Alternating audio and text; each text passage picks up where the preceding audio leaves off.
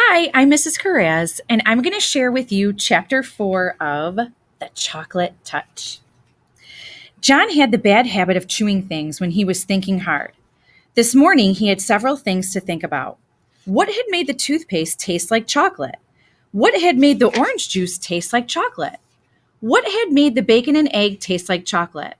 What had made the toast and butter and marmalade taste like chocolate? Each one of these things had felt the way it had always felt before. The toothpaste had been soft and pasty. The bacon had been hot, crisp, and oily. The toast had been crunchy, and the marmalade sticky and lumpy. But everything had tasted like the chocolate he had eaten in bed last night. John put a gloved thumb in his mouth and thoughtfully chewed. His mother had frequently pointed out to him that chewing his gloves made little holes that let in the cold air. But he chewed them just the same when he was thinking hard. This time, he noticed something very weird about the thumb of his glove. Instead of tasting leathery, it tasted like chocolate. John pulled his thumb out of his mouth. The part of the glove that had been in his mouth was now brown instead of black like the rest. He bit the end of the leather thumb again. It came right off in his mouth, leaving his own thumb bare. John chewed, and it was like chewing leather made of chocolate. Leather that melted like chocolate.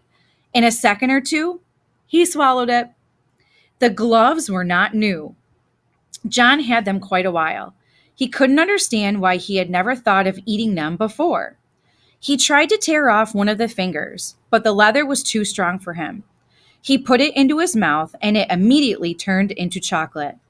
Then he was able to break it off easily. He popped it into his mouth and chewed it up and swallowed it. It was delicious. Walking along, devouring his glove, John did not notice one of his schoolfellows, Spider Wilson, until he heard his voice. "John's gone crazy! John's gone crazy!" Spider yelled. Then he turned on John. "Don't they feed you where you live?" he sneered. Spider was in the grade just above John's and was one of the meanest and slyest boys in the whole school. John gulped down a large piece of the second glove's palm and looked pleased. "What's the matter?" Spider demanded. "Do your people make you eat leather?" "This is special leather," John replied. He licked his lips and sighed contentedly. "It turns into chocolate as soon as you put it into your mouth. Look." John bit off the glove's little finger and took it out of his mouth. Now it's chocolate. He put it back into his mouth and gulped it down. "Give me a piece," Spider said.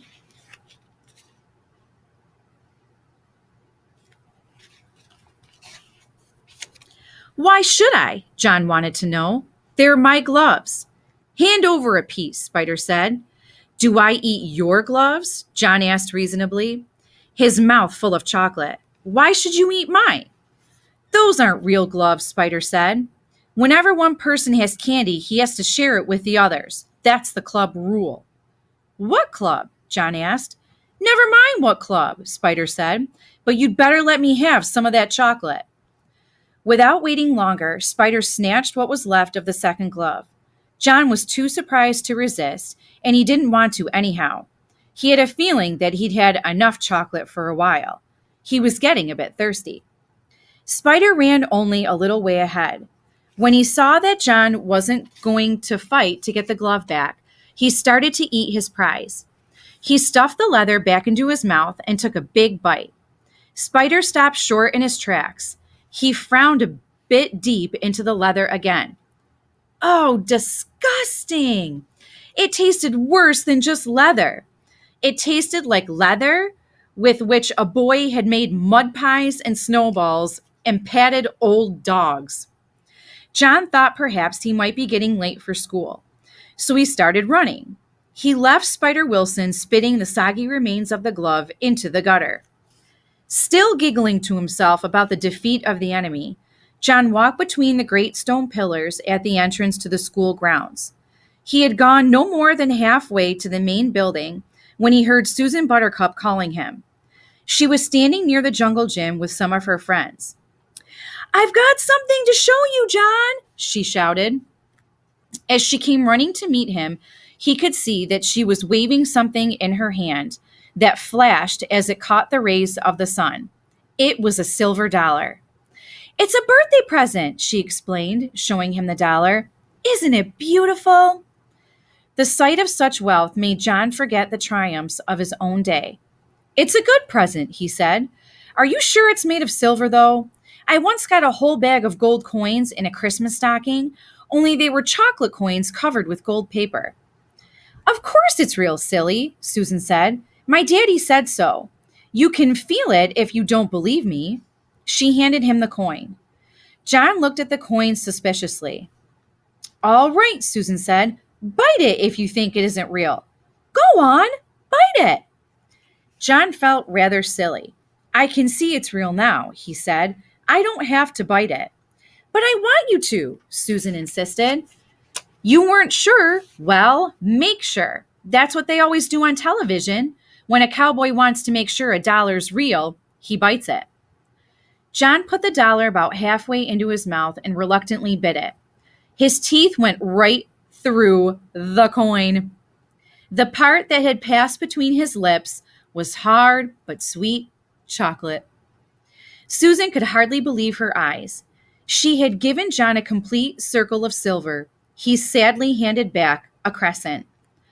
John didn't know what to say. Susan couldn't speak. Tears trickled down her cheeks like rain down a window pane. She looked at the piece of dollar in her hand. She looked up at John, whose face was red with embarrassment.